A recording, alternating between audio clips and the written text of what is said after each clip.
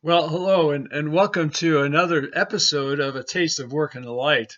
We've been talking about leadership lessons from the life of Moses, and today we're going to talk about a leadership lesson of celebrating new beginnings. I have to admit that maybe you have the same experience that you're pleasantly surprised each year when you receive a LinkedIn notification of an anniversary. Like for me, Soul Priorities anniversary. It reminds me of all the planning and the people involved in the day our first groups began. It also reminds me of all the concerns and anxieties that I had and how they just absolutely disappeared as Soul Priority began to get traction and the groups began to get really solidified. We celebrate important events all the time. In America, there's the 4th of July, Independence Day. We celebrate personal events like wedding anniversaries and birthdays. In business, we celebrate anniversaries of a company's launch or maybe the day that someone began working with your company or on your team. Celebrations build the future on the shoulders, vision, and grit of the people of yesterday.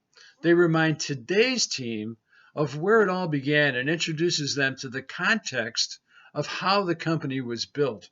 It also suggests the hopes that what the team does today will be celebrated tomorrow as well.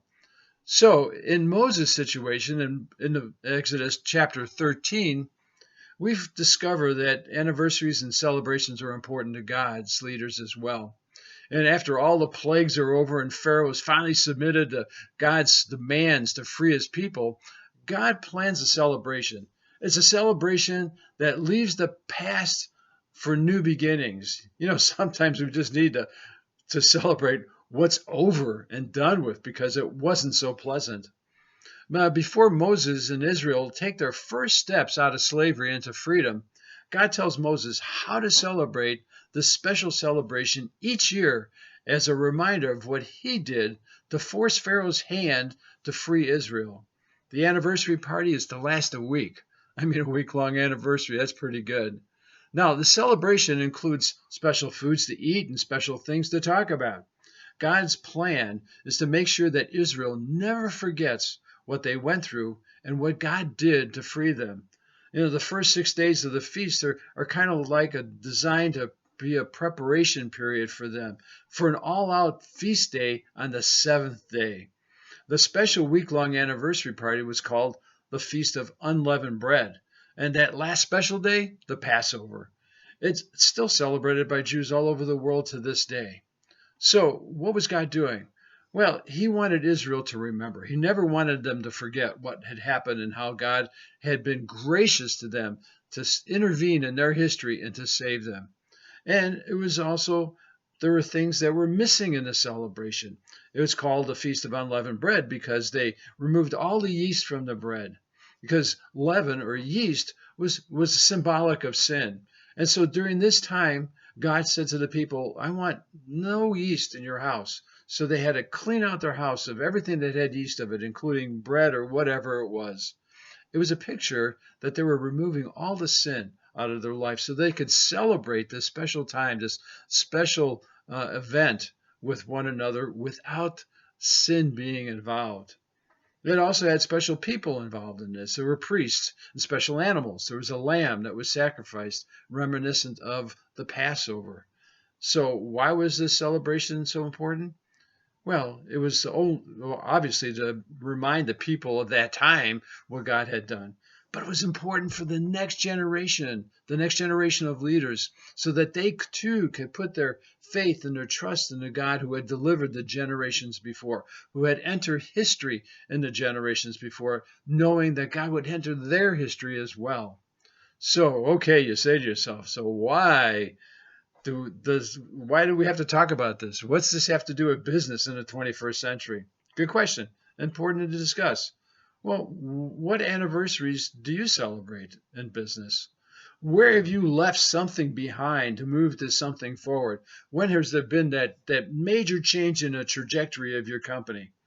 Or maybe it's important to celebrate a person coming on board on your team in your business and they had made a huge impact in your team or in the trajectory of your company as well. Both of these are important. Which do you celebrate? Do you celebrate them? What God events do you celebrate in your business? When did you see God actually do something that you thought was impossible? Maybe it was a prayer where you just really laid out to God, God, if this keeps going on, we're out of business. And something happened. God entered your history. And do you remember that? Do you recall that? Do you celebrate that? That's important. God is a God of celebration. He wants us to really rejoice in the things that He does on our behalf. Maybe it's in your career. Maybe you were heading in one career path, and then all of a sudden, because of circumstances that you thought were coincidental, actually turned out to be something that God divinely interjected into your life so that He could steer you to the course that He wanted you to take, where you would find the most fulfillment in what you experience in your career. Do you celebrate that? When did you see God free you from your past to move forward to a new beginning? Do you celebrate that in your career or your business or something that has led you to a better place? Do you celebrate those things? And what should you not have in your celebrations? The Jewish people got rid of all 11 because it talked about sin. What types of things does the world celebrate that, you know what, probably shouldn't be part of your celebration? Especially if it's a team or if it's a big, event for your company. What things should not be there and what things should be included? Because it's not just about the company, it's about what God has done in your company to bless you. Yeah, these things are really important as you take a look at leadership from God's perspective and including in it celebrating new beginnings, celebrating leaving behind old things for new things. So let me ask, what anniversaries you're celebrating? Yeah, in your company. Have you celebrated things? Are there things that you need to be celebrating? Are there God events in your personal life or maybe in the company that you need to be celebrating? In your personal life, we've been talking almost all professional life now, but in your personal life, are there things that you need to celebrate? Maybe it's a family thing. Maybe it's a marriage thing that you need to celebrate. And why is this important? Well, it's just like the way it was important for Israel. It's important for the next generation, the next generation of leaders in your company to know these things so that they too can trust in what God has done in your company, what God has done in your family, what God has done in your career. These things are important. It enables them to begin building on the power of God. So let me ask you now, what anniversaries can you begin celebrating that have gone uncelebrated so far? I mean, it's a great thing to do. You know, stop the presses, bring everybody together, have pizzas, maybe just take them out front and have an ice cream truck there and have everybody have an ice cream or something. Maybe go to a restaurant and celebrate. What do you want to celebrate? Maybe it's a person. You want to celebrate them with a special acknowledgement and drawing attention to them. Maybe it's giving them a gift. What do you celebrate and how do you want to celebrate it? It's an exciting aspect of leadership that we've learned through the life of Moses and his leadership. And thanks so much for listening. And until we get together again next month, remember, work in the light.